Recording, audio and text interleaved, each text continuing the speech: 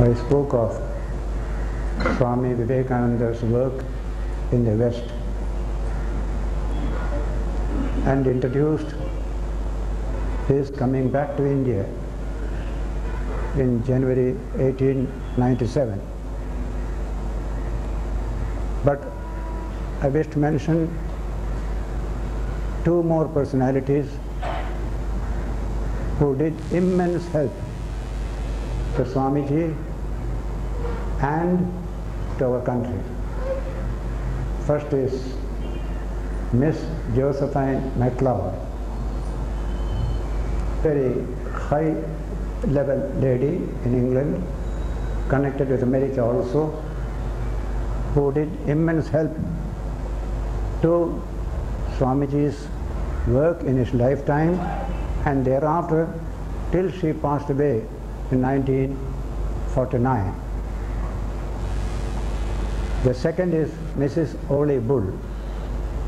She was in Cambridge, next to Boston. Her husband was a great violinist of Norway.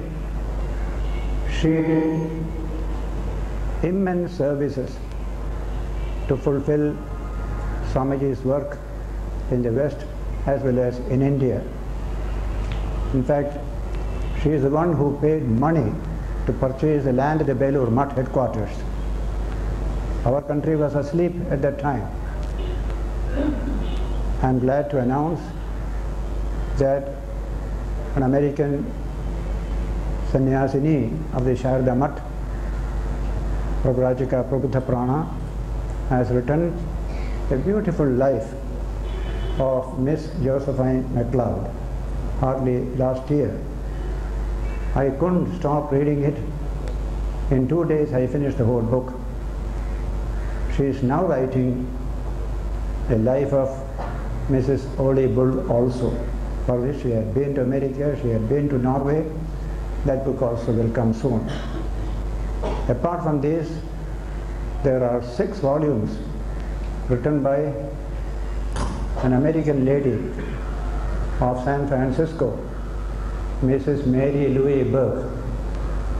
Volumes are Swamiji and Swami Vivekananda in America, New Discoveries.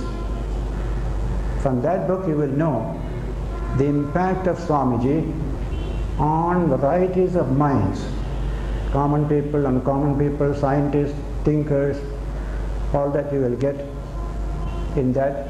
That book is a book of a research, going from place to place, house to house, discovering new materials about Swamiji in some private house or an advertisement, a walking stick or anything like that. She did a lot of research and produced this book. She comes to India almost every year.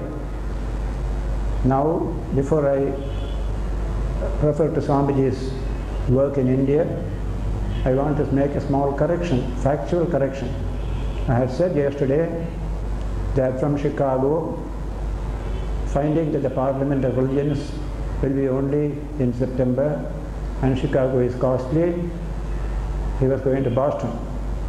Yesterday I said he went to Boston with Professor Wright. That's not correct.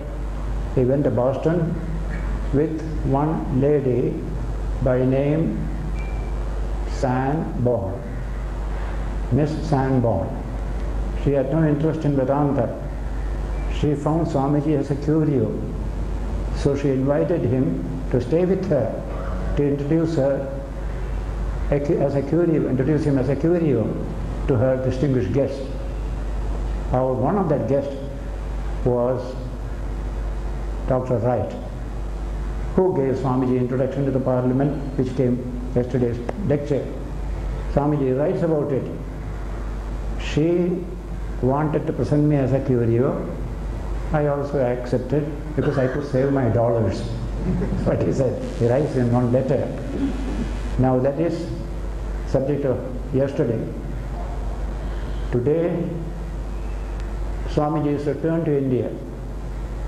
Earlier we studied his wanderings all over India, living with peasants, princes, high class, low class, Hindu, Muslim, all.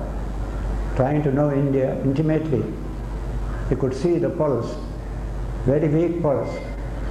The whole nation is down, asleep as it were, and the upper levels perfectly heartless, absolutely no heart. That kind of thing he saw, how humanity has been reduced to a low level of life by the heartlessness of the holders of power in our society. Now coming back to India, people had been excited in India through the newspaper reports here about his success in America. They were all expecting.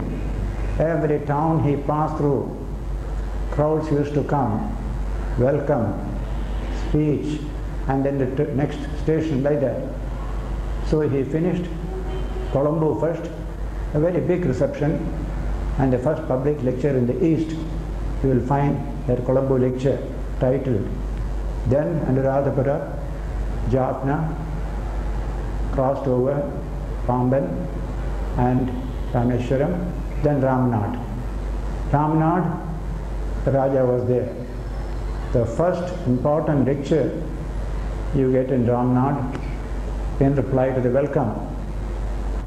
All were expecting a tremendous message, young and old, including the prince.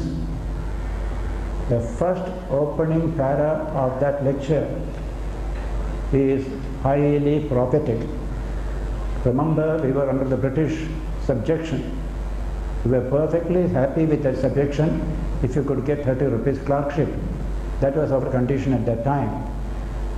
But Swamiji saw that this is only temporary. Great things are going to happen. That is expressed in the opening para. The longest night seems to be passing away. The sorest trouble seems to be coming to an end at last. The seeming corpse appears to be awaking. India, this motherland of ours, from her deep, long sleep. None can resist her anymore. Never is she going to sleep anymore. No outward powers can hold her back anymore. For the infinite giant, he is rising to her feet. What a wonderful vision. A giant of India, sleeping, people coming, tying us hand and feet at that time. And now, period of awakening. Swamiji is a great awakener of souls. The whole India, he awakened.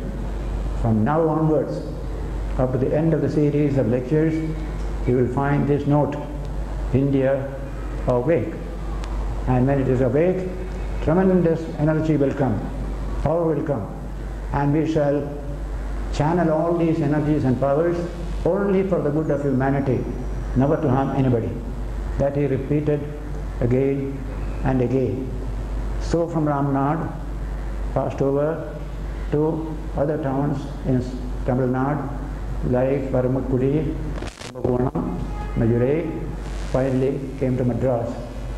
Madras has the distinction of producing one young man at that time, Alasinga Perumal, who saw Swamiji.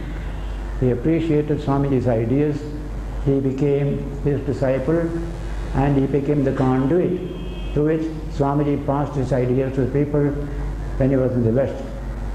Alasinga is an extraordinary devoted person.